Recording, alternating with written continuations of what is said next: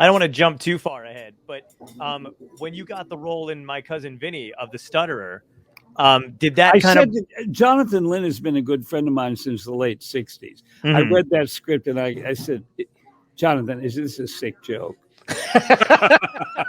There is no way I'm doing this movie.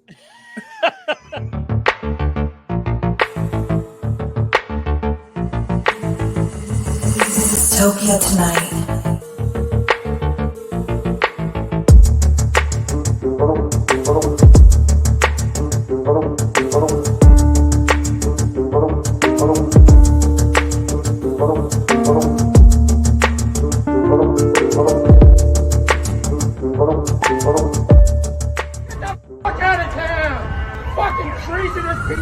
Dystopia Tonight. How are you? How are you, sir? Good, man. Thank you so much for coming on. I appreciate it. Sure. This is, it's crazy. You were doing a play right next door at the New City Theater in New York. Was it called Life Sucks? Yes. Yeah. Wonderful play. It was fantastic. I love that you're still doing it, man, and you're still teaching. Are you, do you just, how did you, find your way into teaching that kind of stuff? Did you always have a passion for teaching and doing that kind of thing? Well, I hadn't thought of it. I studied at acting school in New York named HB Studio. Nice. Where Herbert Berghoff and Uta Hagen, so H could also have been Hagen Berghoff,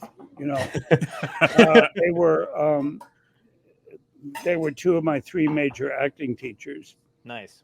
And one day after I'd studied there on and off for a few years, Herbert said, "You want to teach here?"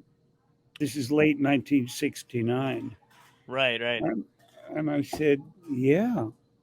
And it's kind of stabilized my life. As you would imagine, this profession is so volatile. Right. And they're violent ups and downs. Go on all the time. Right. Your career is over. Your career. Yeah. and literally. And then, but having I teach 3 classes a week, having those classes, and now for the last a little over 2 years, they've been on Zoom, but they just stabilize me. Yeah. So I just, I can walk into a class or begin a class on Zoom, and I can be all bummed out about my career or personal stuff or whatever. Within 20 minutes, I'm fine. Yeah, with beautiful. The teaching. Yeah, that's lovely. Yeah, it's one of those things that I don't think it's one of those things I don't think a lot of people really think about all the time. Is that even if you are in a bunch of movies, and the perception is that you're just this, constantly working actor. Actors, comedians, all of us, we're all thinking about the same thing all the time: is what's the next gig going to be? Yeah, right, exactly. Yeah, and I went through at least one big important period in my life for several years where my acting career in the theater was like over. Wow. A slew of reviews one spring that were catastrophic. I had no idea. And catastrophic. At one point, the third one was a production of Waiting for Godot. And Wow. This was particularly painful because in college I had triumphed in the very same role. Oh, wow. But this was a production. Do you know that play? I do. Yeah, really well. There had been a German production of it presented at the Brooklyn Academy of Music, mm-hmm. directed by Beckett himself. And he directed apparently he told everybody exactly what to do all the time. Mm-hmm. And so they sent over his assistant, who was this kind of lovely German guy, who directed this production. It was by the book, and I didn't know how to function in it. I mean, that way of working, I didn't understand. Right. And then it opened. Mm-hmm. And the reviews, I hadn't even read the review, Wow. but I was talking to my agent on the phone that morning about something else, and she suddenly broke down in tears and said, "We can't not talk about it, that review in the Times." And then I opened the door to my apartment, and a friend from across the hall, she happened to open her door, and she recoiled when she saw me. I said, "Don't worry, I've heard about it." I didn't read the review for a year. Right. That afternoon, I was having a meeting with my friend Lynn Redgrave, Wow.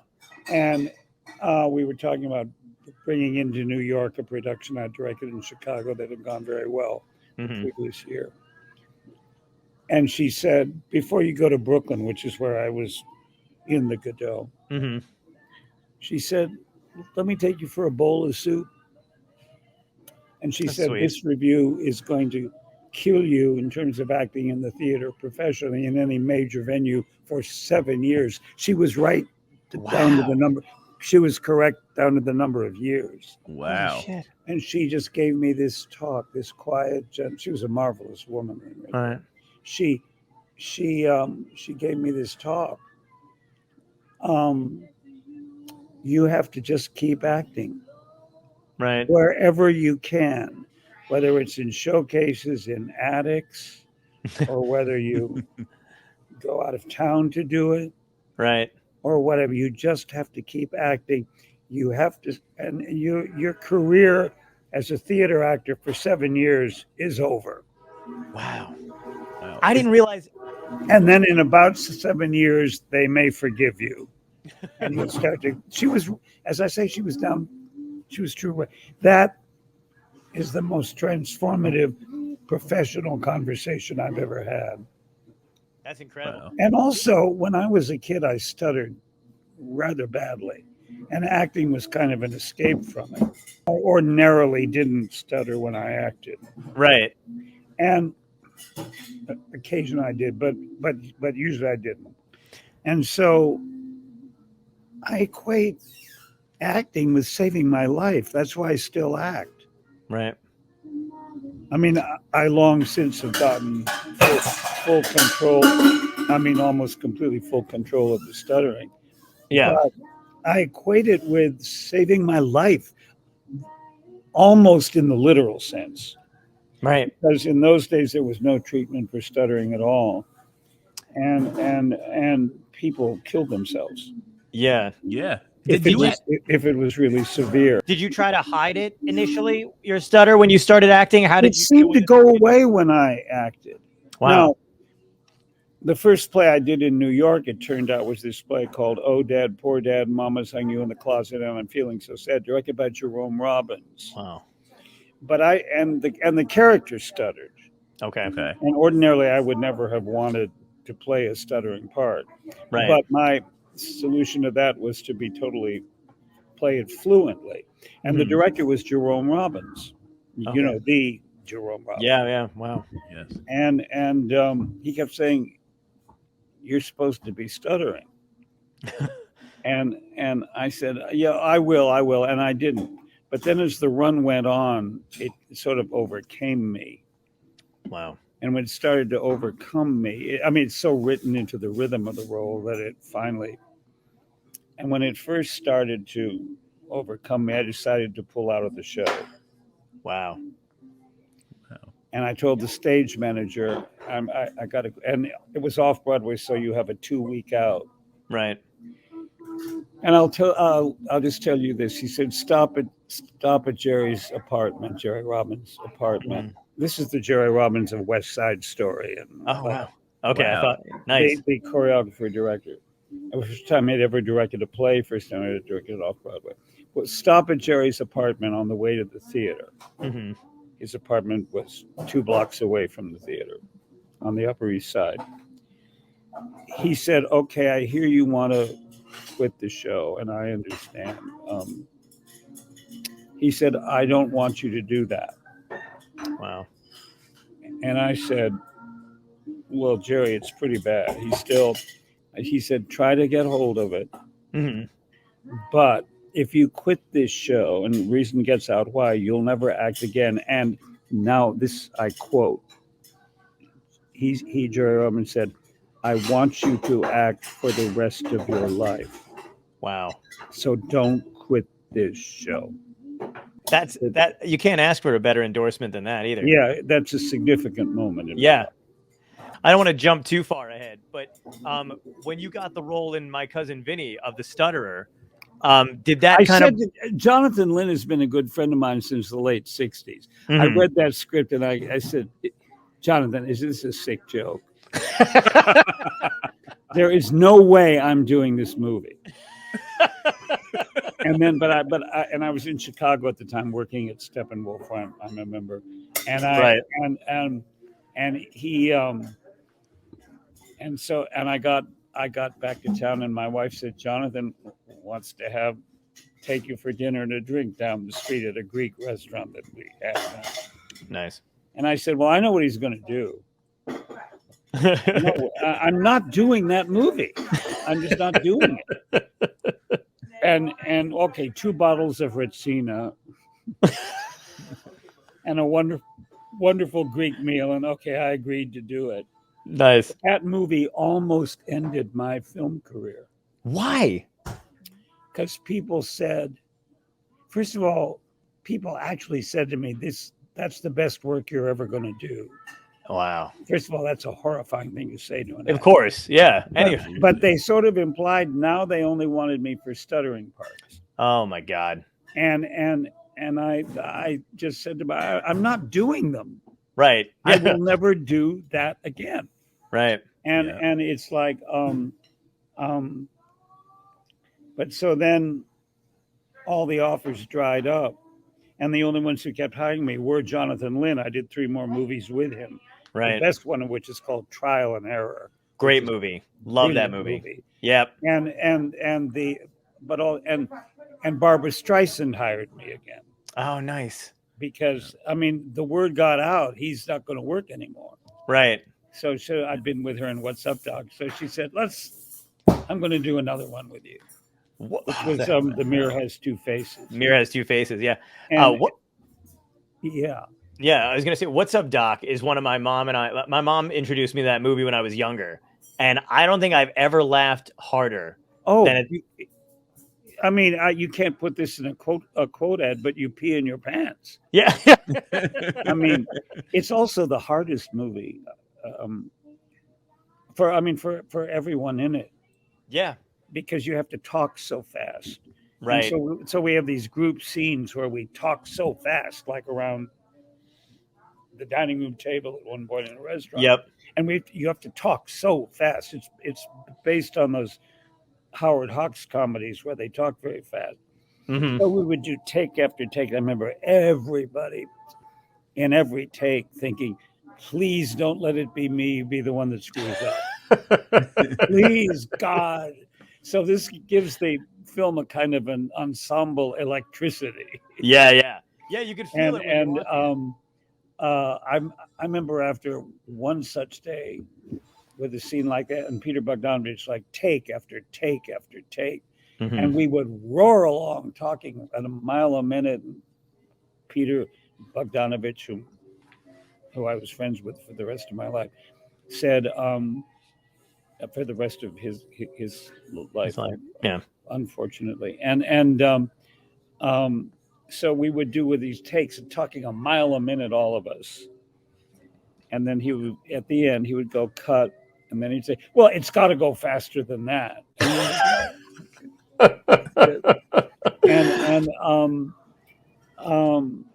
But it's a wonderful movie. Yeah. That kind of comedy is the hardest thing in the world to do. It was exhausting.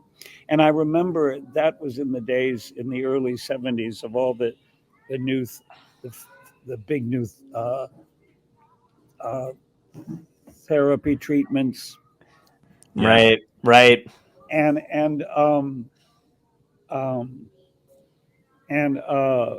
we would all sit around the set and talk about all these therapy. I mean, so the cast got very close. The class, I mean, Barbara, everybody. Yeah. It all so it was because the film was like exhausting to do. Oh, I can imagine that kind of utter rapid fire talk. Right. It's so exhausting to do, and the and it's such a delicious movie to still see. Yeah. And generation after generation of people still kind of love it, you know? Absolutely, because it still holds up. There's nothing in it that's like not timely, not everybody understands the relationships the characters have. Yeah, Everybody's one of yeah. the things I'm not gonna say that I haven't tried this. So as a comedian, being on the road in hotel rooms, when Barbara orders that food in the beginning of the movie, Oh, yeah. I've done it. It works. Yeah, It right. works. She is such a lovely lady. I just Is she? adore her. That's awesome to I hear. just love her. Was that the first time you guys had met, or did you meet? Yeah, yeah. We sort of knew of each other. I mean, Mhm. even before she became a big star, Right. we kind of knew of each other, but we never really met. Right. Was She's there a so lot of open. She's so electrifying to act with. very And, funny too, like timing wise, like that's oh, like she's timing. she's extraordinary. Yeah, she's incredible. Was there I don't know what it's like on the set back then, but did you guys stick strictly to the script when it's that funny, or were you able Oh to? no, you have to. You have, yeah. Yeah, yeah. You're not permitted to fool around. Do you like what's your thought on improvisation and kind of throwing in your own lines? Like, because I feel like a lot of movies and stuff are done that way now. I never learned how to do that well. Okay. So I'm not like into it. I mean I approve of it, Sure. but I don't know how to do it because in Odad Poor Dad I played opposite Barbara Harris, who came from that improvisational group, and Right. she never improvised the language, Right. but she would improvise behavior wonderfully every night. Mm-hmm. So then finally, after a year in Odad Poor Dad, they had to fire me because finally the stuttering was getting out of control. And I was so relieved to be out of it. Right. And so there was a bar up on Second Avenue in the days when they had dive bars on Second Avenue, and boy, do I miss that. And all my friends came because I was so relieved to be out of the stress of doing that play and not being able to control the stuttering and all that. Right. And then I thought, well, the sad thing is that Jerry Robbins is never going to hire me again. 8 months later, he auditioned me for Fiddler on the Roof. Wow. That's incredible. And the first thing he said when he had me audition for the part of the revolutionary, he came roaring backstage and said, after my audition, said, "You're not stuttering anymore. What an accomplishment." And I still was a little bit, but I'd worked a lot on it. It wasn't very severe. Mm-hmm. And so then he finally cast me as the tailor, as Muddle the tailor. Wow. And we were in rehearsal. And we rehearsal in the summer, and we would go up to Central Park for lunch. And I was still stuttering a little bit as Muddle the tailor, not anything like before. Right. So he said to me, we were sitting there. He said, "I see you still are stuttering a a little bit. I mean, it's not a problem, Right. and it's even works for the character. But I do see you had told me you're not. I'd got the impression you weren't stuttering at all. I said, well, what can I say? I lied, Yeah. and he said, first of all, it's not a problem at all in the role, and it's not severe at all, like it used to be. But the show is 3.5 hours long, so if you could speed it up just a little bit, which was the funniest thing I literally ever heard. Then after that, those two shows, Odad and Fiddler on the Roof, the first two shows I did were directed by Jerome Robbins. Oh, wow. And he would come and see like almost everything I did, and he was very supportive. And when he didn't like something I'd done, we'd have lunch or something, and he'd be very open and honest and constructive. I mean, of course, his comments were brilliant and all that. And then a few years ago, I'm in bed at night and I'm reading a brilliant new biography of Jerome Robbins that just came out. And guess what? You're in it. When Jerry Robbins was a teenager, he stuttered. Oh my Wow. God! Wow! I thought I owe my career to the fact that Jerome Robbins. Right? Wow! And he mean- never brought it up. I mean, yeah, my God. What a great guy, though. Yeah. Yeah, that's And incredible. then he somehow transcended it when he became a choreographer. And somehow that took it away from him. Yeah. And what took it away from me was I just kept acting, and there was less and less, and then there wasn't any of it. And then along comes that, pardon my French, fucking my cousin Vinny, when that's all they wanted me to do after that. And if I it had no weren't- idea. If it weren't for Jonathan Lynn putting me in 3 more movies and Barbara Streisand putting me in another movie. Right. And I remember when I had an interview with Barbara Streisand for The Mirror Has Two Faces. Hmm. She said, the first comment she made was, you remember what a piece of shit we thought What's Up Doc was going to be? This is 24 years later, you know. Oh my And God! we didn't exactly think it was a piece of shit, but we didn't think it was going to work. Right. Yeah. Is that the way it is with most comedies like that? Comedy on film is hard because you don't have any way of knowing whether it's funny or not. Right. Yeah. You got no audience. And usually, when somebody comes back from making a comedy film and they say, "Oh, it was heaven," then you go see it and it falls flat. Yeah. But if you hear when they come back that it was really hard, Mhm. really difficult, Yeah. then it usually means the comedy is going to work. Yeah. That's a good Wow. point. Yeah. What was your transition like? What was your transition like from theater to television and movies? Well, the first movie I made was an Otto Preminger movie called Skidoo. Oh wow. Which and it was the first time I'd ever really made a movie. Hmm. And I'd never met Otto Preminger. He was famous for his temper, Wow. of course. And I was in LA and he was up in San Francisco. Mhm. And they said, "We're going to fly you up to San Francisco and you'll do a screen test." They used to have those for Mr. Preminger. And then you can fly back to New York, and of course we pay for that. Yeah. So I waited outside Otto's hotel room at about 5:30, and we were going to drive to the set, and we were going to do the screen test. Mhm. And it was that momentous spring of 1968 when the political upheaval in the country, it was the assassination of Martin Luther King Yeah. and Bobby Kennedy. Right. I mean, and all that stuff was going on. The end of Camelot. And so Otto Preminger and I rode out to the set in the backseat of his limousine. We talked politics the whole way. Wow. And then he said to the driver when we got to the set, "Tell Mr. Pendleton he can go to the airport. Maybe he can get an earlier flight." And I said, "Well, I thought I was going to have a screen test." He said, "No, I've enjoyed your conversation a great deal. I want you in the movie." Wow. And it was Wow. a political conversation. Yeah. So then a few weeks later, when the shoot moved to LA, I went out. Right. It was a very hard shoot because everybody thought this movie isn't working. And then it opened to like horrifying reviews. And almost immediately it became a cult favorite.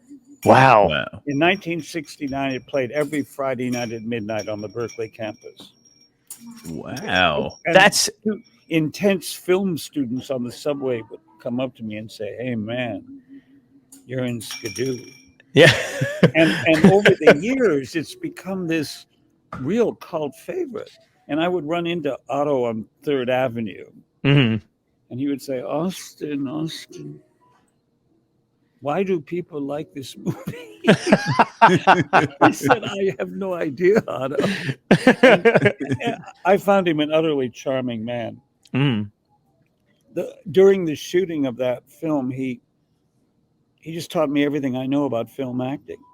Wow. And of course, the acting in so many of his films is so extraordinary. Right. Yes. Even Joan Crawford gave him credit, and she made a movie with him with Henry Fonda Oh yeah, by yeah. the name of Daisy Kenyon.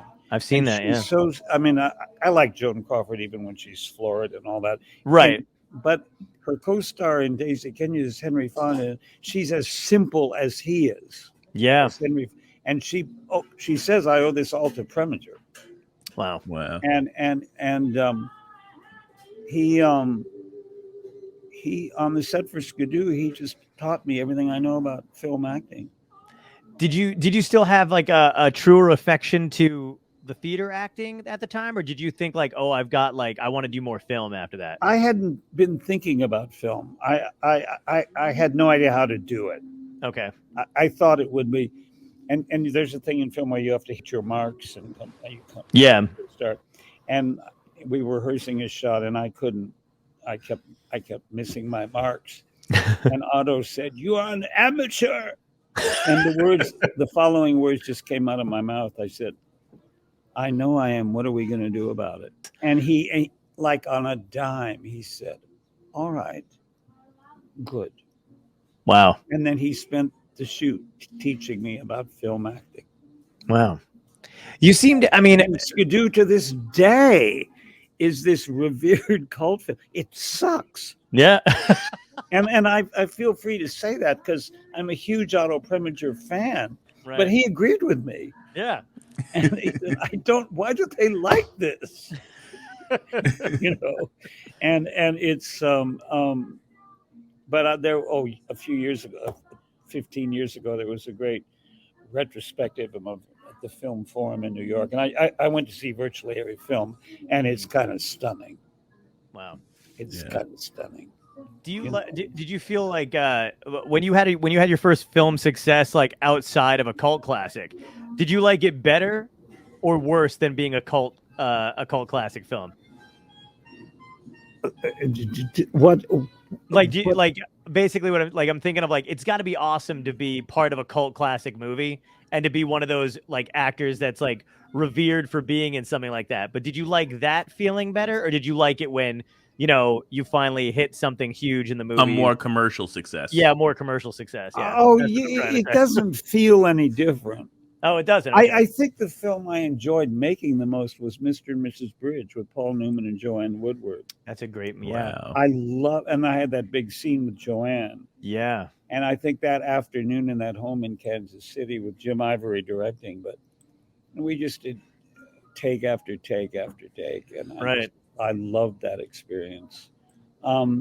If I had to do anything as stupid as be asked to choose between acting in theater and acting in film, well, first of all, I'd say, why do I have to choose? Right.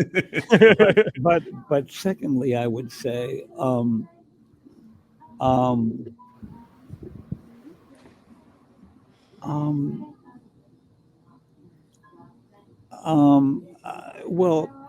there are wonderful things about the theater. You get to play the whole part when you play it. Mm-hmm. Yes. Play it, a scene here, a scene there, a scene here, a scene there. Right. Film, the great thing. Well, I mean, a great film set is a wonderful atmosphere. Mm-hmm. And I mean, like the way it was with What's Up, Doc. I mean, we were all so tense that we all bonded. Yeah. And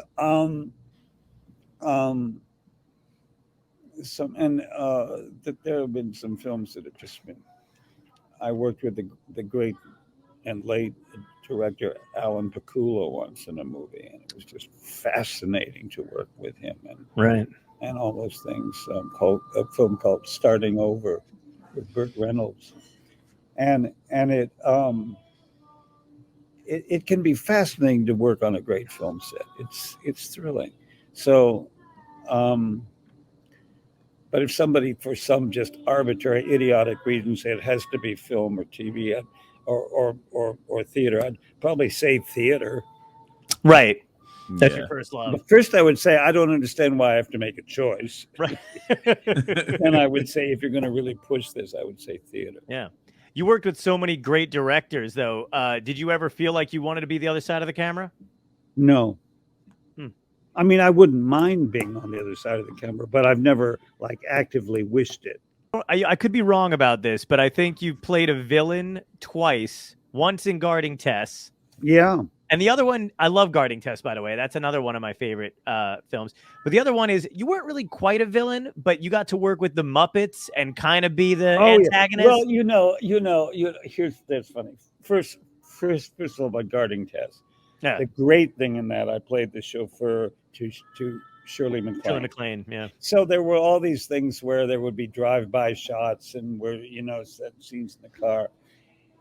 And so she and I would just sit in the car, and I would sit in the front seat. I'm the chauffeur after all, and she would sit in the back seat, and we would just talk. And you can't imagine how fascinating she was to talk to. Wow.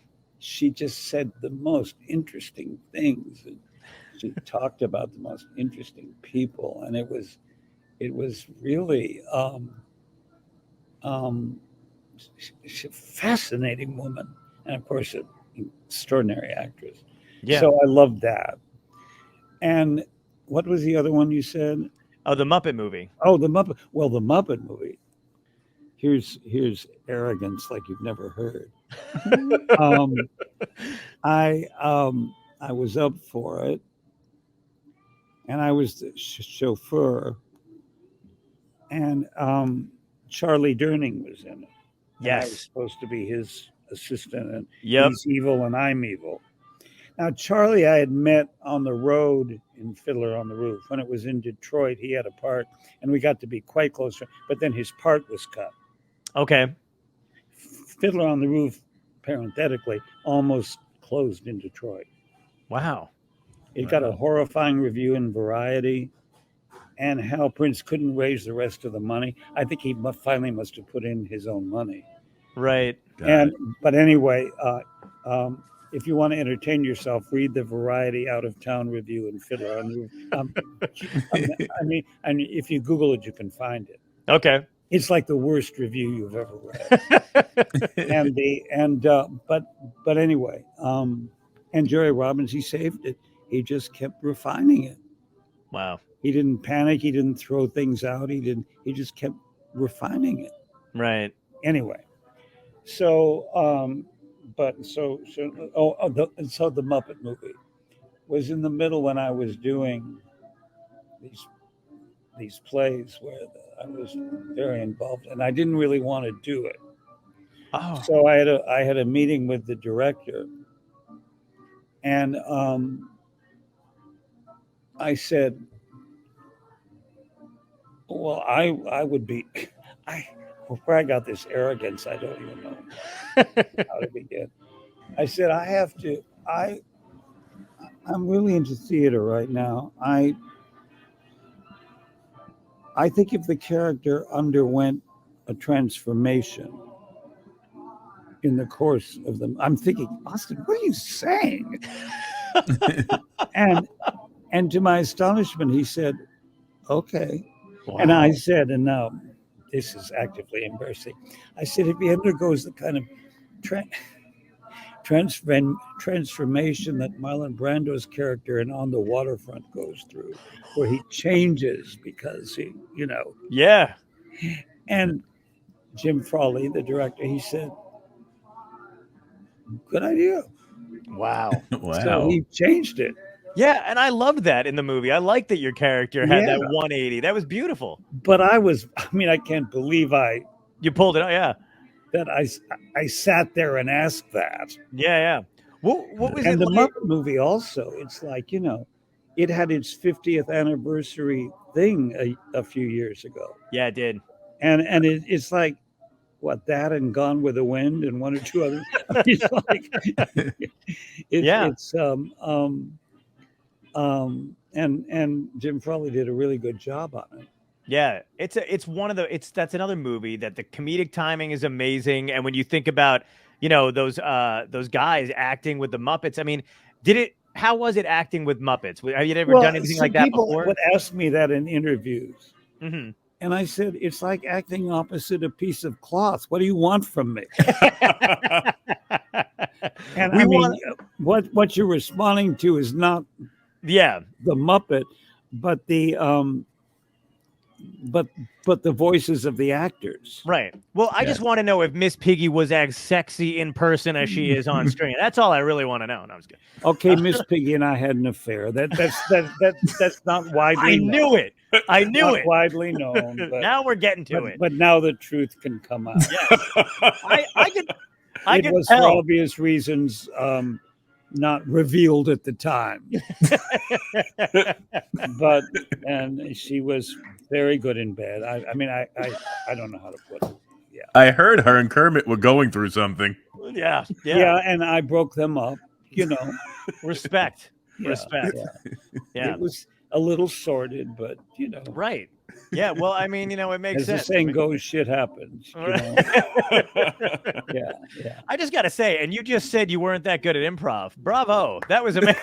Yeah, right. You whipped that out of nothing, thin air. Yeah, right. Yes. I'm good at improv in conversation. Ah, gotcha. Yeah.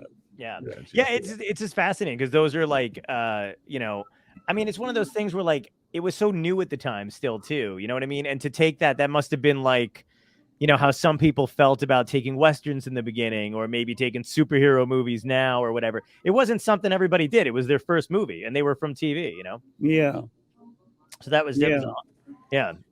I was in a movie called, I was offered a movie called, it was ended up being called something else. It was called The Last of the Cowboys with Henry Fonda that was the first title of it. Mm-hmm. And I just assumed it was a Western. So I told my agent, I'll do it. It was about truck drivers.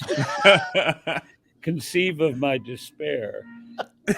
And it was called The Great Smoky Roadblock or something like that. Jesus. Man, what a 180.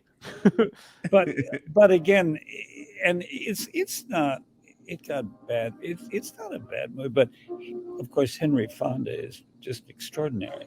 Right. To get to know and to act with. Yeah.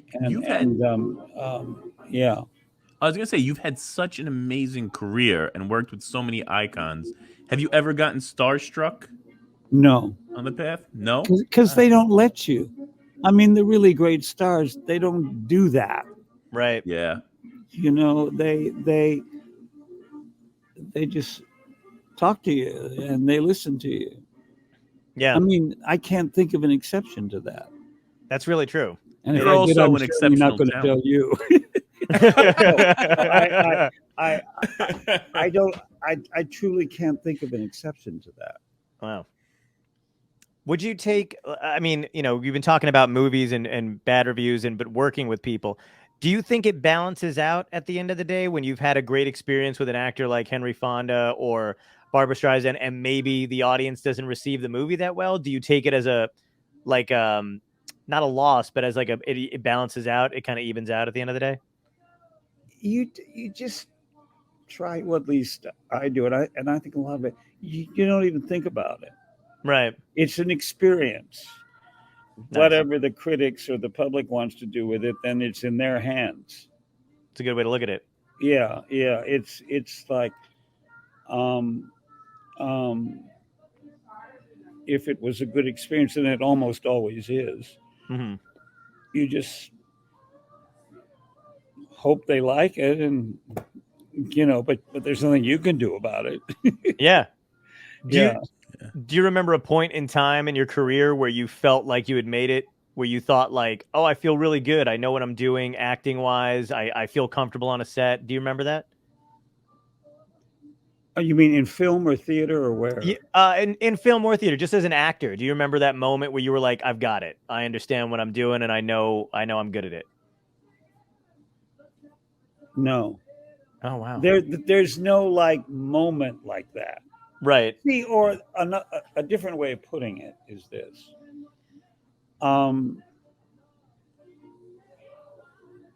Everything is a new challenge. Mm-hmm. So, see, I have a thing, and I tell this to my class.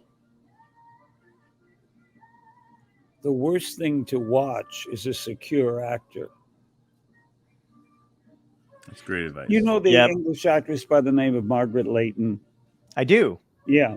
She, well, like when I was first in New York, she gave, if I had to pick 2 or 3 of the greatest performances I've ever seen on the stage, it would be her in that play called The Night of the Iguana. Right. Wow. Wow. I've never. Yeah. Oh my God, she was brilliant in that. And she was properly acclaimed for it and all that. The other one in it was Betty Davis, and she was pretty good too, you know. Yeah. But Margaret Leighton was transcendent. I don't know how else to put it. 6 years later, I acted with her in the Mike Nichols production of The Little Foxes, which I got into by a total fluke, by the way. He wanted Dustin Hoffman to play it, and they were shooting The Graduate. And Dustin wasn't sure whether he wanted to do it or not. And Mike was thinking, I'm making you a star. All I'm asking for you is to play this part in The Little Foxes for 8 weeks at Lincoln Center. But Dustin truly was confused about why. He was exhausted. He was all that. No. And so the producer said, well, has he said yes or no?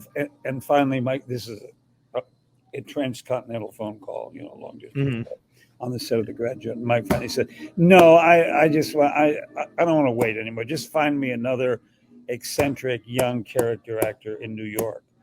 My picture was in the paper that day because I had 6 months before been in a play directed by the brilliant Alan Arkin. Wow. And I had just won an award for it, and my picture was in the paper from that. And so the producer said, Austin Pendleton, and Mike said, hire him. And I remember I was in San Francisco at ACD at the time, and I got a call from my agent, would you like to be in Mike Nichols' production of Little Fox? I said, yeah, but what part? I mean, there's only one young guy part in it. Yeah. And then I thought, well, he must, and Mike pulls me over at the second day of rehearsal and says, you're totally miscast. and I said, yeah, but he said, well, he very properly said, we'll make an adventure out of it. Wow. To this day, I don't understand. I just kept bringing the same work in every day. That's awesome. Finally, he was in despair. And he said, this performance is just wrong from beginning to end. And you don't bring in anything new. He was utterly right. I still don't know why I did that. So, and Bancroft was in it too. She said, I know what's bothering him. And I said, what? It's the way you move. She was very funny, Anne Bancroft. She said, she also had just done The Graduate with him. She said, when you, Austin, walk across the room, you lead with your head because people have already always told you you're smart. Why, I have no idea. But Leo, his character, he's utterly stupid. The only thing he's proud of is an affair he's having with a person called the Woman in Mobile. Leo is so stupid he doesn't even realize she's a prostitute, but it's his one point of pride in his life. So, Austin, when you walk across the stage, lead with your crotch. So I walked out and don't tell Mike I said this. Right. And I said, so I walked out and I just thought, all I thought of was leading with my crotch. And Mike said, you got it. You got the part. You got the character. That's incredible. Yeah. And Anne Bancroft told you to do it. That's amazing. Yeah, she was a marvelous woman. Right. She was just a marvelous woman. Had you met her before then? No. Oh, wow. Yeah. And she was, of course, extraordinarily beautiful. But she was also just a supportive actor to other actors. That's awesome. And that production of Mike's was awesome. Yeah. Look up the review by Walter Kerr of it. I will. In the Sunday Times in 1967. Sweet. He's totally right. Awesome. Yeah, no, I will. Yeah, thank you. He's totally right. Yeah. it just captures that play so magnificently, you know. Yeah. Is there anybody that you wanted to work with over the years that you didn't get to? First of all, I got so lucky. I mean, in Skidoo was, for example, Jackie Gleason and Groucho Marx. Right. Yeah, you can't Wow. beat that. And before my scene with Groucho Marx, I had dinner with him, which was exactly what you would think it would be like. And the stuff just coming out of him, the one-liners, Yeah. were, I mean, just breathtaking. And Jackie Gleason was so. He of course suffered from terrible depression, but I had a lot of I read scenes with that. him, and he was so supportive. Wow. And he was so lovely, and then Barbara Streisand. You know, I mean, I don't think I ever had fantasies of working with anybody. I was very thrilled once to meet Vivian Lee, and she wanted me to do "Oh Dad, Poor Dad" Okay. in London with her. But by that point, I decided I can never play this part again because Right. of the stuttering, and it just Right. gets out of control. Right. So, and my mom idolized Vivian Lee. My mom had been a professional actress Mhm. before she married my dad. So we all went up in the late afternoon to meet Vivian Lee, and Vivian Lee asked my mother about her life, and my mom explained how she was professional, and she now works at a community theater. And Vivian Lee was as interested in that. She was utterly took all that in. Wow. And then after a while, she turned to me and said, I think you know that I'm very interested in acting with you in London next year in Oh Dad, Poor Dad. Hmm. I saw it, and I would love to do that. And I said to her, she said, it's Vivian. I said, okay, Vivian, I can't play that part again. Right. I have been afflicted with that problem. I have it under control, but I can't control it in the role. Right. And I can never play that part again. And Vivian Lee looked at me, I'll never forget this moment, and said, I know exactly what you mean, because the same thing happened to her in London when she played Blanche Dubois. Wow. The characters took her over, Yeah. Yeah. and she would hit the streets and do whatever. I mean, but it was this moment of communication. And of course, she was unbelievably beautiful. Right. But it was a very moving moment where we just kind of understood each other. Yeah. That was beautiful. But I don't think I ever had. I mean, I got so lucky from the get-go about a year in Fiddler with Mr. Zero Mostel. Right. Oh my God. That was a trip. He liberated me as an actor. He would literally do anything on stage. Yeah, he seemed like one of those guys that was completely fearless from the get-go, and every role. He would just do whatever came into his mouth. Right. And I had a big scene with him in the first act, and and at one point he even slightly he never made a real thing about it. He would occasionally, and I still had a little bit of the stutter, and sometimes he would even make a little bit fun of that, and people would say, it's horrifying that Zero is doing that. He's liberating me. Yeah. Wow. No, I worship him. Right. I love that he's doing that. And he would also do all kinds of pranks on stage that defied description. And so I loved him. And we were friends until the day he passed. Wow. And Joe Van Fleet was in Oh Dad, Poor Dad, and you know who that was. Yep. And she was famously a very difficult and competitive woman. But when Barbara Harris had her great success in Oh Dad, Poor Dad,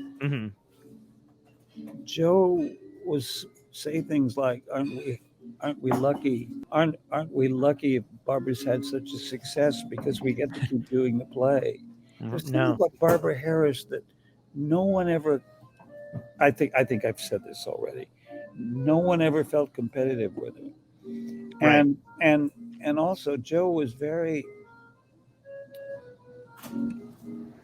We got to be good friends, and she Mhm. was regarded as impossible. Wow. Impossible. In fact, it sort of ended her career earlier than it should have. She ended up literally as a bag lady. Oh my God. Wow. Yeah, and I mean, she still had the apartment.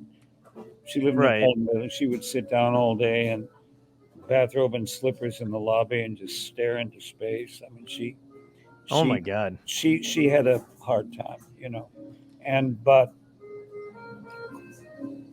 she was what an actress. Oh my God, what an actress. And when you say competitive though, do you just mean in the field of acting or just in life in general? Did she have that kind of Oh yeah,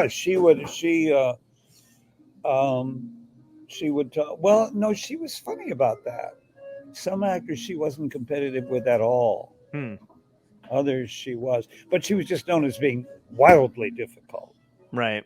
But she wasn't really an Oh Dad Poor Dad. She No. was, but she knew her career was coming to an end because people just wouldn't hire her. That's a Only shame. Elia Kazan would hire her. Oh really? Why is that? He said they're difficult. Bring them on. You like to challenge? Yeah, and That's he was awesome. proud. He was proud that he would, and she did some extraordinary work. She had at Mhm. least 2 or 3 movies with him and on stage a couple of times, and he was proud that he could, Right. and um, she was a troubled woman. I mean, she had real issues, but she was a great actress, and Right. the arc of what I'm telling you. Hmm. Don't believe when you hear someone's either difficult or they're not. Right. I agree. Yeah. I mean, like my long day and night, my 18-hour day with Russell Crowe on A Beautiful Mind. Hmm. He was sublime. Right. Amazing movie. Yeah. And when I heard Yeah. how difficult he was, it's just not true. It Right. was not true. Yeah. You Not have only to. he's at about 11 o'clock when I had a very difficult close up to do, he saved my ass. Really? There's no other way of putting it. How do you do that? Well, it was the big scene I had was at the very end of a long day. Okay. Yeah. The day that began at 7 in the morning. Good Lord. The whole afternoon had been spent trying to get a scene right. And he was in old man makeup and all that. It's the worst written scene in any movie that I've ever been in. And I kept saying to Ron Howard, we did take after take. I said, and it's the only scene in the movie that's bad. And I would say, well, I just can't do it. Right. And and and does the movie need the scene? I walk around and tell this man about the awards he's won. He's a mathematical Genius. Yeah. Right. I said, I mean, it's a brilliant script, and it won best screenplay for the. Yeah. I said, what? He knows all this. Why am I telling you? Mathematical Society of America would not approve the script unless we put this scene in it. So, Really? Can we rewrite it right now? No, they want exactly this writing. Wow. So all afternoon we did that scene over and over and over again. That is brutal. How often does that Finally, happen in we a got film? to No. the scene at the end where I have the long talk with him in Mhm. the dining hall, and they did Russell's close up, in which he was magnificent, and he broke down and wept and all Yeah. that stuff. Then all night, hours, was shots of all these professors putting the pens on the desk from an overhead shot. Okay. Close-ups of all of us watching, and all of them. It took hours and hours. Finally, it's 11 o'clock at night. And I'm going to do my close-up Mhm. in the only scene that is the only reason you would do the part. Right. And I thought, I can't do it. And they said to Russell, "You could go home." He was exhausted. He said, "No, I'm staying to be off camera with Austin." Wow. Wow. In one take, they got it. Holy shit. That's amazing. Wow. He's one of those actors, when you act with him, you can't help but do it, Right. Yeah. you know? Yeah. But also the generosity of that. Hmm. Yep. Yeah. That's incredible. And that's the thing. I mean, what you just said about, don't believe if you hear that someone's difficult. How often do you think that affects people's careers when it shouldn't? Do you think that happens a lot? I don't know. 'Cause it- I mean, we're entering an era now where everybody has to be nice to work with. I know. I wish that would stop. Yeah. No. Well, because the I mean- craziest thing is you've talked about how compassionate actors are. You know what I mean? And how like what I'm getting from everything you've told me about these other people is that, their empathy comes from having lived either, their own sort of depression or overcome their own yeah. sort of disability. Yeah. So the thing is that I think people forget that you're human. So you can have those moments of empathy and that's the dominant side of your personality. And you can have an off day where you flip a chair and scream at somebody on set. I remember my theater arts teacher in high school who we all loved. I was in the play. Where was this? This was in Toms River, New Jersey. I went to High School East is what it was called. Oh, yeah.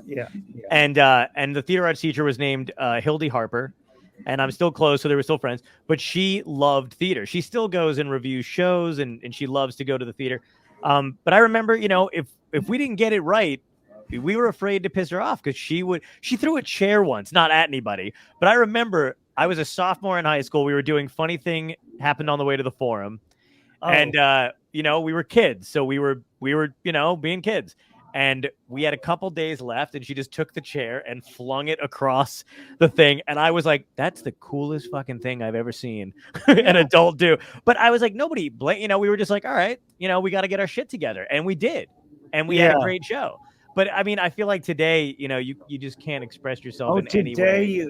Today, God. Yeah. It's gonna if they're not careful, things are gonna get really bland. Now they haven't Absolutely. yet. Right. But we got to be careful. I agree. Yeah. Today, It is. Ilya Kazan would be, Nothing. Yeah. In jail. He wouldn't be allowed. Right. Yeah, exactly. That would be the end of it. He would be denied all those movies. Right. Do you consider yourself a writer as well? Like when you're editing scripts and stuff like that? And maybe I've written 3 plays. Right. And well, I've written the librettos for a few musicals. Is that something that you like? Is that another passion that you had? How did you come into the writing aspect of it? Was that through the acting? I think I went into New York to become a writer. I was an undergraduate at Yale. Okay. Yeah. And the extracurricular group was and still is called the Drama. It's not like the Yale Drama School. It's the undergraduate thing. Right. And their thing was every year they would do an original musical written by students. Mm-hmm. And in my freshman and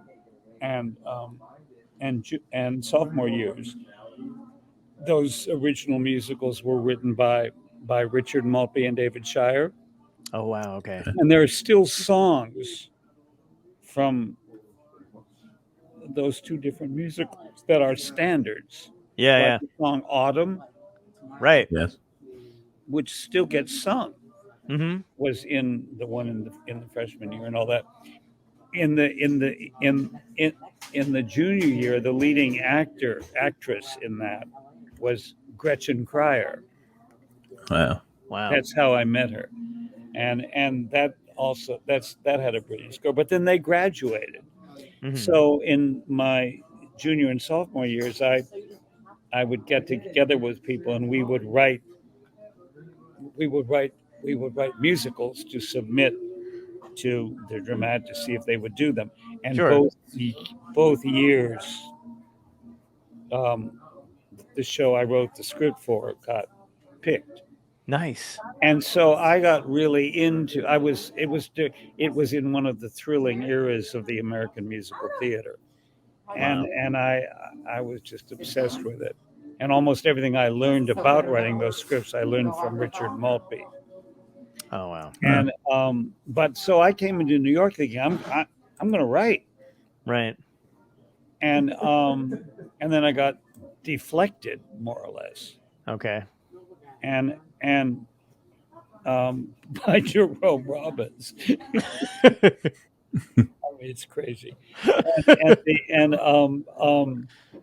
who stuttered. I don't even know how to begin to describe my life, and the it's like it's one crazy thing after another, and Jerry Robbins was my friend until the day he died. So it's been like a whirlpool. I mean, I don't, because I was lucky enough to begin working as soon as I went into town, immediately with people like Joe Van Fleet and Jerome Robbins, and then Zero Mostel and so Yeah. so on.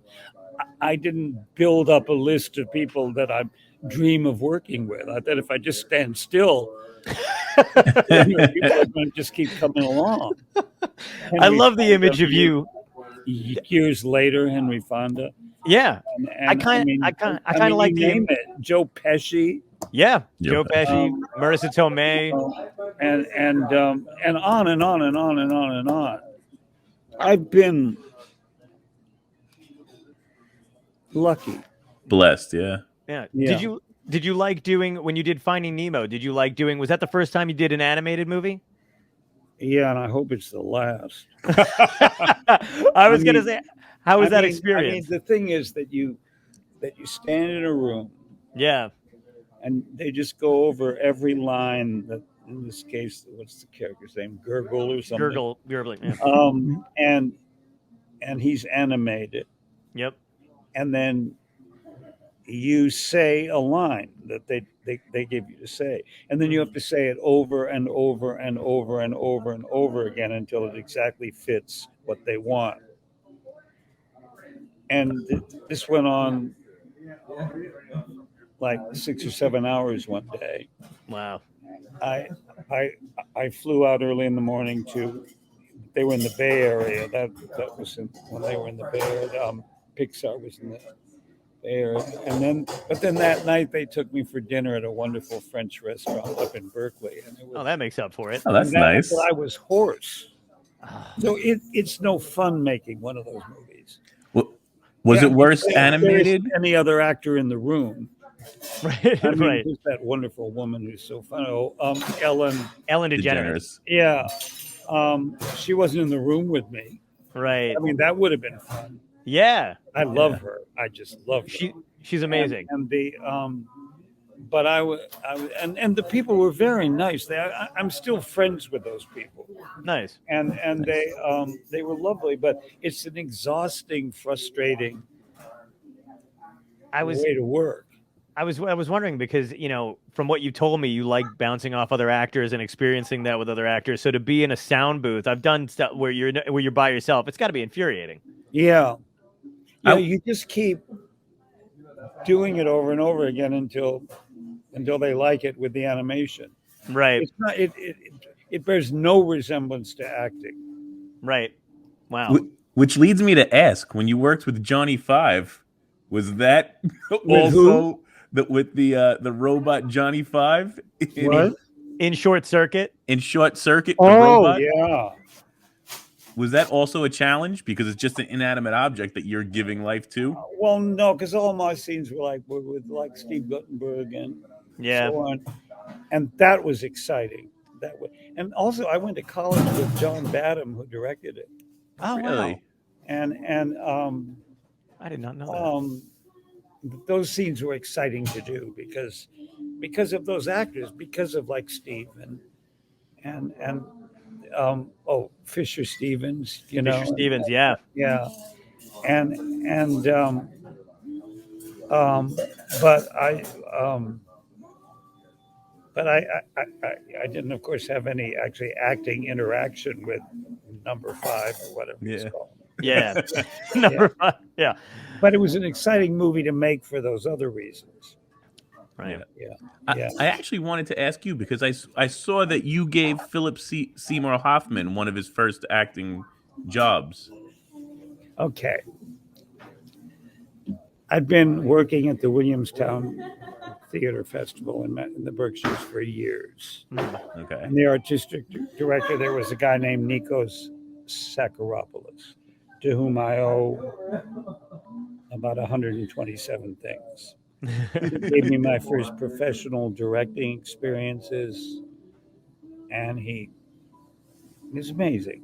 Mhm. He was famously difficult and all that, but I adored him, and I don't even begin to add up Right. how much I owe to him. Then he died.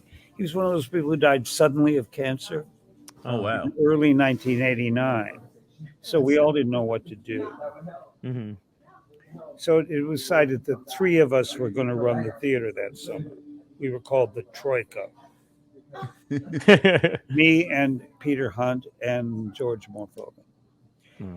And one early March day, I was the only one in town, and I was supposed to audition the non-equity actors for the non-equity company. Okay. And they had been selected, the ones to audition for, by intelligent casting directors. And I saw a lot of capable people. At about 4:00 in the afternoon, in shambles, this mess of a person. And his jeans were torn, but not in the cool way. They were torn because he turned them on a nail out in the, Oh. And the person who was going to assist me wasn't there, so all you had was a person outside. Mhm. So all day, every 10, 15 minutes, I watched a new capable actor auditioning. Around 4:00 in shambles, this person who was a mess, as George Morfogen later said to me, with the face of a Bruegel painting.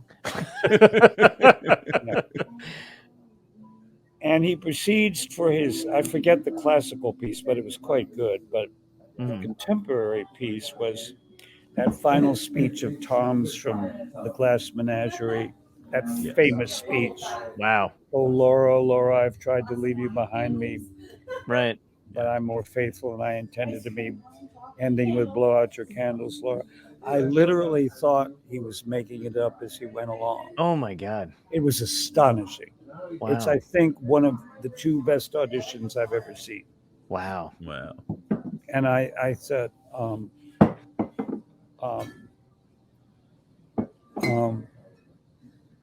yeah, like totally. Yeah. And then I tried to get some great parts for him that summer in supporting roles. Mhm. But in a lot of cases, the directors were people I knew who said, no, I've already cast that part because I want to use an equity actor. And I Right. said, well, yeah, but would you at least look at this guy? No, already cast. Don't try to make me use non-equity actors in leading roles at Williamstown. Nikos was always trying to get people to do that. Right. Uh-huh. And no. So I got Phil a bunch of small parts that summer. And then at the beginning of the summer, the ritual always was that all the directors would come up and audition the non-equity people and Right. see who they were going to put. And one of the directors came out and said, is that the guy who you said should play this very major role in Mother Courage? I said, yeah. He said, oh, shit. I said, I'm not going to say I told you so, but but still, he got a lot of good parts that summer. Yeah. And then the following winter, Olympia Dukakis, who was up there that summer, was going to do King Lear Wow. with her husband Louis Zorich, who Unbelievable. was a great actor. Yeah. And in King Lear is the impossible part of Edgar, because Edgar's father hates Edgar and Yeah. prefers the bastard son. And Edgar's a sweet guy, and there's no good reason why the father hates him. It's some of the weaker playwriting, actually. I mean, no, honestly, there's no justification why that father hates Edgar. So Can you come back in time with me and tell my English teacher that? Because that would save me some time. and so I decided to make it in contemporary times, King Lear. Mm-hmm. So I had lunch with Phil, and I said, at Olympia's theater, and he was still non-equity. She needed non-equity actors for Okay. the King Lear we were going to do. I have an idea of how the character of Edgar would work in a contemporary setting, why the father would hate him so much, when there's literally no reason Shakespeare gives why Right. that father hates that son. It's really not good writing, Right. honestly. And Phil said, "Oh, what?" And I said, "Edgar's a drug addict.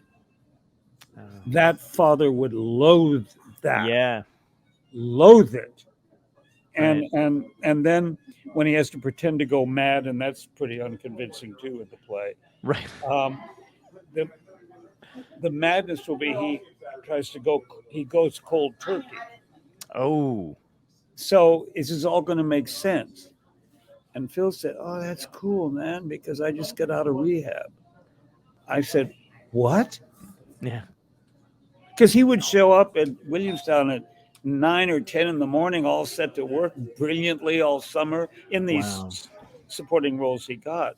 Yeah. He said, "Wait a minute, all summer you were on drugs?" Mm-hmm. Yeah, I was on drugs, but now I just got out of rehab, so I'll really be able to connect with this part. I said, "Well, wait." Wow. And of course, he was a breathtaking Edgar, and that Right. whole concept worked very well. Yeah. And he expertly did the whole thing of going cold turkey. Right. It was like, it Yeah. was astonishing. He's Yeah. probably the best Edgar that there ever was. Wow. I wish I could have seen Which that. isn't saying much because the part is usually not that good. And then he had this career that any intelligent person could have predicted. Yeah. Yeah. Yeah. He's been. I mean, And for a while, he always credited me for his career. And Wow. and interviews would call me up, and I would say, "Well, anybody who didn't pick up on that talent in that audition mhm. simply does not belong in the business." Right. I mean, Yeah. I don't. I've almost never seen an audition like that. Wow. And how he did that when he was on drugs. Yeah. I know, it's crazy. And so then years later, I went to see his show at Lincoln Center one night, and it was a June night, and I went out with some friends afterwards, and somebody actors I didn't even really know that well, but I kind of knew them, and somebody casually mentioned that evening, 10 o'clock at night, June, "Oh, I hear Phil Hoffman is back in rehab." And I had this terrible feeling. Wow. Yeah. Oh my God. Yeah. And indeed, within a year and a half, he was dead. Right. Yeah, that he was never The not thing he good. couldn't handle was being in Death of a Salesman. Really? It just freaked him out so much. Wow. He told me when he was in Death of a Salesman, that character in Death of a Salesman, he knows he's dead already at the beginning of the play, Right. which actually is true, more or less. Yeah. Yeah. And it just freaked him out.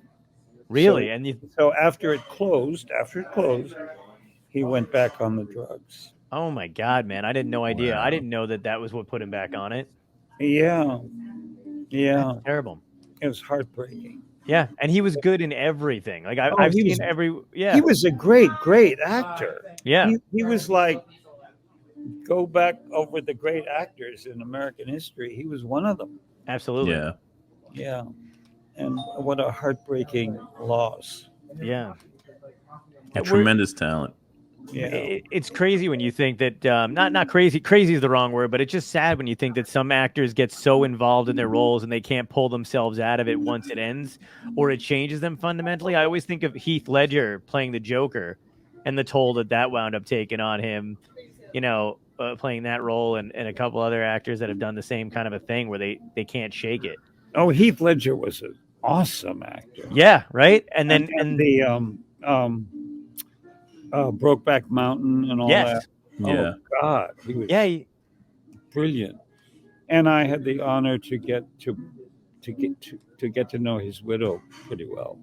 Oh, Michelle, yeah, Williams. Yeah, Yeah, she's lovely, and she's incredible too. she's a real artist, you know. Yeah, absolutely. Yeah. Yeah. I hope you're having a good time, man. We're having a blast having you Oh on. yeah, it's fun talking to y'all. Great. You as well. Just have a couple more questions. I was wondering, what do you think of kind of the state of the Oscars at this point? Because I know the talk is back in and everything with, they didn't do the Golden Globes this year. The ratings are kind of going down. Do you think they should embrace and acknowledge these movies that are out right now? Because I'm a Marvel comic fan since I was a kid, and these movies have kind of brought people back to the theater. They kind of fund Hollywood in a way. Mm-hmm. Do you think they should be acknowledged so that maybe the Oscars? Because I mean, Have the you Oscars, seen the movie of West Side Story? yes, I think it's brilliant. right, yeah, it was great. It's an incredible movie. It was great, And I yeah. hope it wins everything it was nominated for. I know. I hope. I mean, but it seems like they're not doing too well. They keep talking about not showing the Oscars anymore. Do you have any like? I just don't like watching award shows. Yeah, Yeah. I would get them. I would get anxiety watching them. right. And the one time I was ever nominated for a Tony was when I directed The Little Foxes with the marvelous woman, Elizabeth Taylor. Yeah, And I got nominated for it. And I hated going to it. really. And I went through a period of quite a number of years where I just don't like watching award shows. I think it's creeping back. I think it's kind of fun. But Yeah. I mean, it's like, you can go through history. I mean, the movies that were never nominated for Oscars. Yeah, Like a joke. yeah. But there's some good. I mean, how many best film nominees are there? There are about like 12. Right. Yeah, exactly. I hear The Power of the Dog is very good. It's very good. Have you not seen that yet? You got to see it. I hope West Side Story wins. Yeah, Power of the Dog is very good, but it's very, very bleak. It's not a happy movie. Oh no, I'm told. Yeah, Yeah, it's but very see, sad. that's kind of exciting that they would nominate a movie like Yeah, I agree. that. And West Side Story, I think, is a classic. Right. And I worked with Spielberg once in a film called Amistad. Yeah, that's right. Oh, wow. And God, is he exciting to work with. Yeah. I've never known anyone to be happier on a film set. That's Really? than that man. a close friend of mine has worked with Spielberg, and I asked him about that. I said that's the kind of impression I get. I get that that's a guy who just enjoys the movie making process. He enjoys movies, and it shows. He just seems And excited. the way that movie is shot, Yeah. and the integration of the dancing. Now, obviously, the dancing is not on a real street, Right. but it looks so real, and the electricity of the acting in it, Okay. and the that boy they all don't like, but I think it was because he was be known to having an affair with a 70-year-old girl or something. Right. Yeah. But all of them are marvelous, and Tony Kushner's script way exceeds the original script of that piece. Sure. And it so I'm just hoping that wins all kinds of awards. Yeah. So that a whole lot of people go see it. But I hear The Power of the Dog is wonderful. It's very good. It's all the acting in it is amazing, and Yeah. Benedict Cumberbatch. It's kind of something I've never seen him do before, so it's really exciting. He's quite an actor. He is. Yeah, Yeah. he's phenomenal. The only thing about nominations and everything is there are already 5 times as many great people in any given year. Yeah. So it's inherently arbitrary. Right. Still, it's fun. Yeah. Now yeah. I'm kind of back to wanting to watch those shows again. Oh, good. I'm glad I hooked you back in. Yeah. We'll watch together. I have to ask you the last 3 questions that we ask every guest on the show. They're kind of like a theme for us. The first one is, if you could go back in time and talk to your younger self, what piece of advice would you give yourself that would help you today?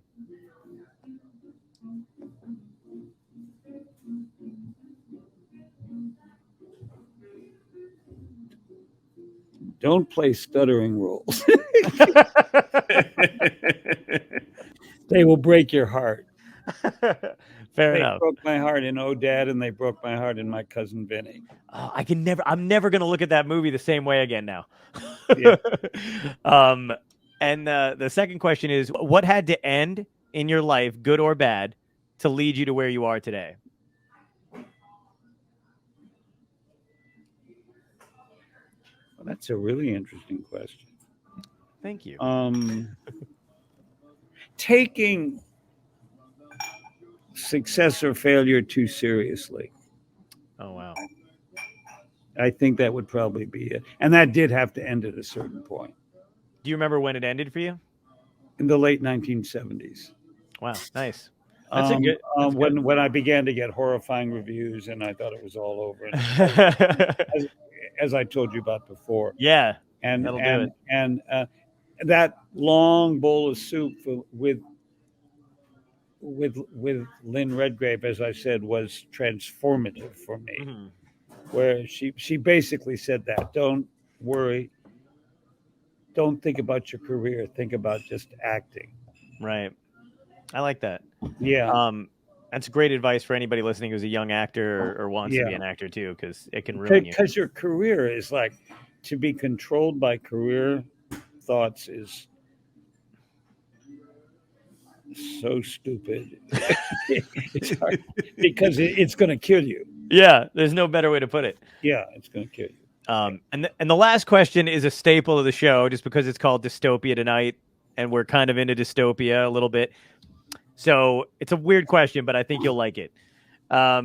If there was a genuine dystopia and like aliens, zombies, climate change, everything's on fire, a comet, whatever it is, how would you want to spend your last day? Would it be fighting an alien? How would you want to be remembered? Your last day on Earth? In a dystopia? In a dystopian setting, yeah. How would you want to go out? Voting against Trump. No, I don't know. What a challenging question. That's great. Just acting, working. Nice. Love it. Stage. Yeah. On stage. Beautiful. Again, this all goes back to that Lynn Redgrave conversation, where you've got to make that the only in your professional life. I'm very happily married. You in professional terms, we just had our 50-somethingth anniversary. Oh, congratulations! And we have 2 man. grandchildren. Oh, congrats, man! That's awesome. One of whom is named Austin Pendleton. Beautiful. Wow. Very He cool. doesn't speak to me. Why? Because he adores my wife. and I think he thinks I've stolen his name and his woman. That is hilarious. But he's this brilliant, gorgeous kid. And his little sister, who just turned 1 a little while ago, is named Olivia Claire. Oh, beautiful name. Oh, and she's as beautiful as her name is. I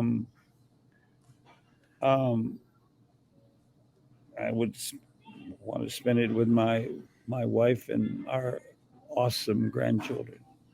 Love it. And my wife, and my daughter, and her husband. She's a surgeon. She's coming back to New York. She's completed her training. Nice. And she's a surgeon, and she's coming back, and she's going to work at a hospital around the corner from where we live. Oh, that's so cool. She's going to bring her and her husband, who is he's an ICU doctor. Oh, wow. And he goes for 2 weeks of every month to train ICU doctors in small towns. For the last few years, it's been Abilene, Texas. Wow. So a lot of people he knew there have died because they would not be vaccinated. I know. It's unbelievable. But he's this phenomenal guy. Nice. So, and she and he and these two, and Austin Christopher Pendleton and Olivia Claire, she names her kids after her maiden name, which is a thing now. And that marvelous husband of hers has no problem with any of that. Oh, that's beautiful. Very cool. So I would spend it with them. And you were named after your grandfather for something. That would be what I would like. All of that is what I would like. I love that. Nice. Yeah. Very nice, man. Her name is Audrey. Oh, Audrey. that's a beautiful names, everybody. Oh my God. I love it. Audrey, Austin, Olivia.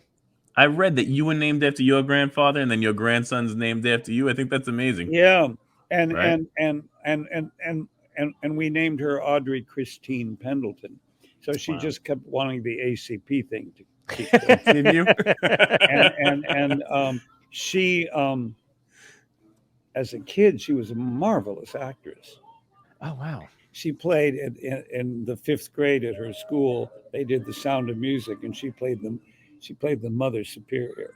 Oh, I was just thinking of The Sound of Music. And she came back from they did The Sound of Music. She came back from the dress rehearsal one day, and I said, "How was rehearsal today?" She said, "We cut Climb Every Mountain." I said, "That's your big number." Yeah, why? She said, "Dad, the song does not work." And she's totally right. That song doesn't work. And I mean, I'm a Rodgers and Hammerstein fan, but that song is leaden. And then her portrayal of the Mother Superior was Brechtian. It was she was so hard bitten. So my child, you want to be a nun or you want to marry him? It was like my favorite performance ever of that role. Wow.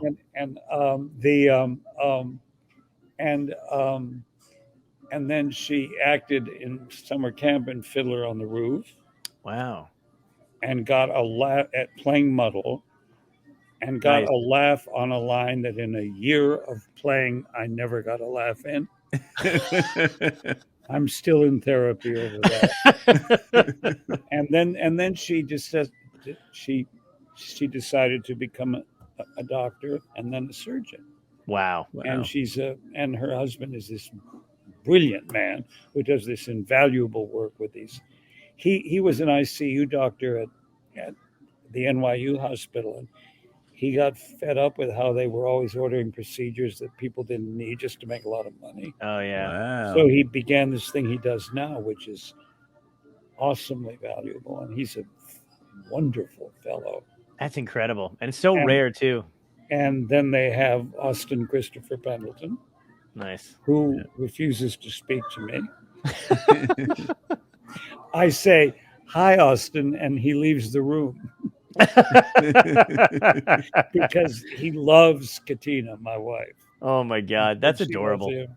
And so I've stolen his whoop woman, and I've stolen his name. Yeah. And but when we do get around to talking to each other, and he's an extraordinary kid. He's also breathtakingly beautiful. Nice. So he's going to have an interesting life. Yeah. And Olivia Clare is like heaven. So I want to be with all of them the final day of the earth, and I want to be rehearsing the show. Lovely. Wonderful. Beautiful. That is wonderful. Yeah. I just want to thank you so much for spending time with us. This has been a real joy, and I hope you had a good time too. It was a very fun interview. Certain things I've told you, I think I've said in other interviews to people. So I hope that doesn't cramp the style of this. Not at all. No, and never. our viewers now, they haven't heard it before, so it's lovely. Thank you. Yeah. Yeah, we just thank you for being with us and sharing some time with us. We really enjoyed it. It was you guys do good interview. Thank you. Thank you. Thank you Thank so you much. so. That means a lot, man. Thank you so much. Truly appreciate it. Thank you. Nice He's- meeting you. he's Hope you have a such good great night, man. Talent. Yeah. Have a great night. Take care. Thanks so much.